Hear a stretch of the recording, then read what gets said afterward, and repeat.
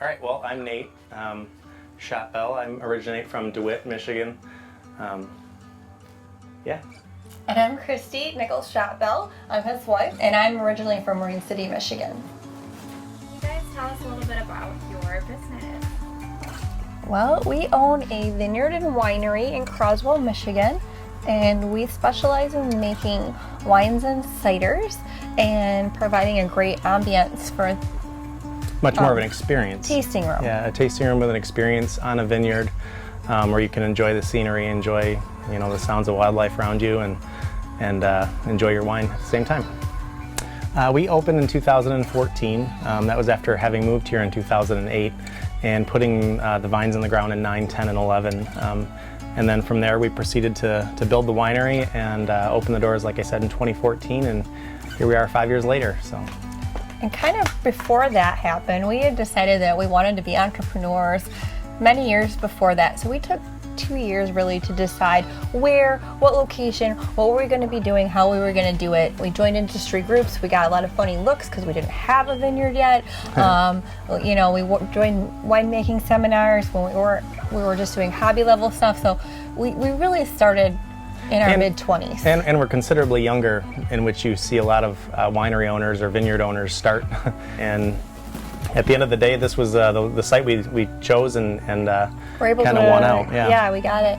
And so we were looking at several things. We were looking at the temperature. We were looking at the geology, the moraines in the area. We were looking at the effect the lake had on the area. And we wanted it to already be an area that had some established tourism there, because we knew that as being a fledgling business, it would be important to be able to draw on some existing tourism, and that there is here in this area.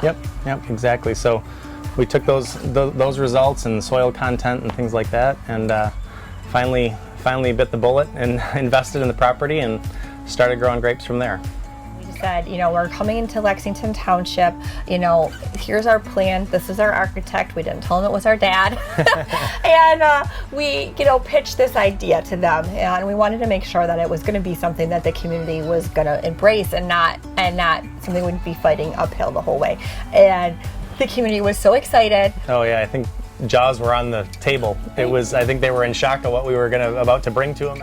About the community too is that we do feel like we aren't lacking in resources, so we can, the work-life balance thing, and there's places to go and eat, there's things to do with the kids.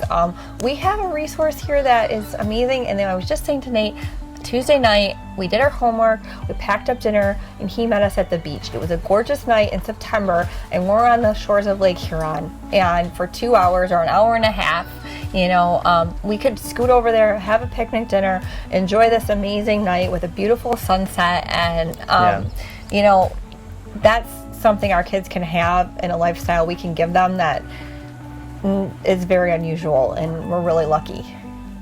Having this business kind of where it's situated in Michigan, you can have the closeness of the city and be able to get down to a Tigers game or any event that you want to have that readily available, but also be out in an area where the pace is a little bit slower. So.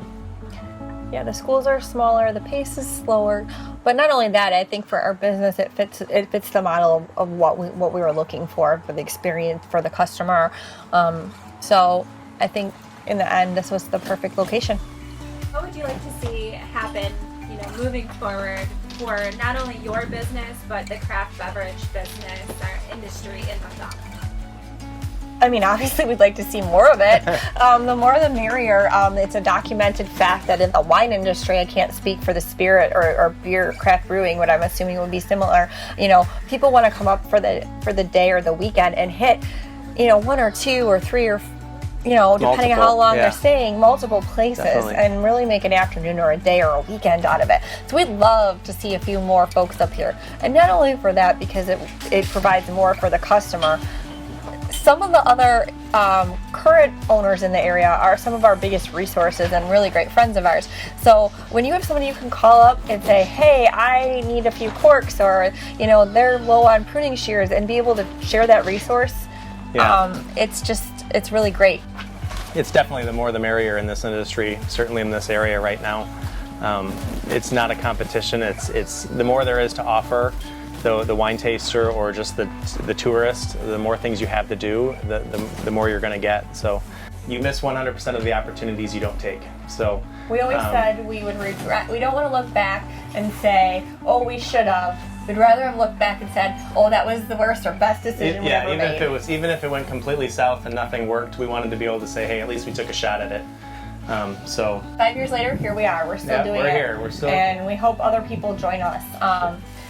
And you know, my best advice to you is use those resources. Find out those people in your community. Talk to other winery owners. Talk to other brewery owners. Talk to the MEDC.